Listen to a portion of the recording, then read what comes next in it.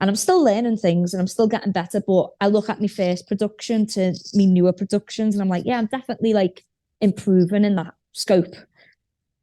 Is it tricky though? Because normally when you work with a producer, as well as having all the technical knowledge, one of the things they do is they sort of filter out the artist's ideas and they say, okay, this bit's working really well. Not so sure about that bit. Maybe we can leave that on the cutting room floor. Yeah.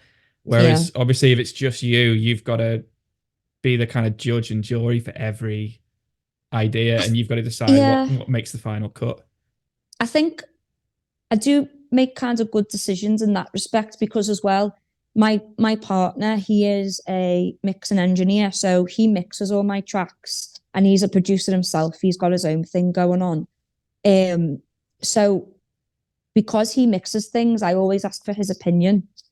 And just musical friends and people, if I'm unsure on an idea, because it is just me, I've got like loads of friends who are in music and do music or can throw bits on a track. And I'm like, what do you think on this? Do you think it needs this? Or do you think it's fine as it is? And I think that sometimes helps me stay grounded in my decisions in that respect as a producer.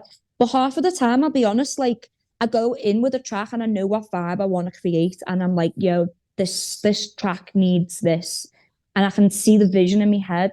And I think that's the best thing that I ever did was learning those skills because I used to go into a studio previous to that and just have no clue and just like have to really be guided by the producer and I wouldn't If have they much turn say up. on things. Yeah, if they turned up. And I wouldn't have much say on things either because I didn't have that knowledge. And I think it's cheesy to say, but it's so true. Knowledge is power. And when you have that toolbox to be able to do that, it does really free you from that and it gives you those opportunities to actually create the things that you hear in here. Because I think as artists, 90% of the time, we know what we want our track to sound like. Um, so it's being able to execute that and execute it well.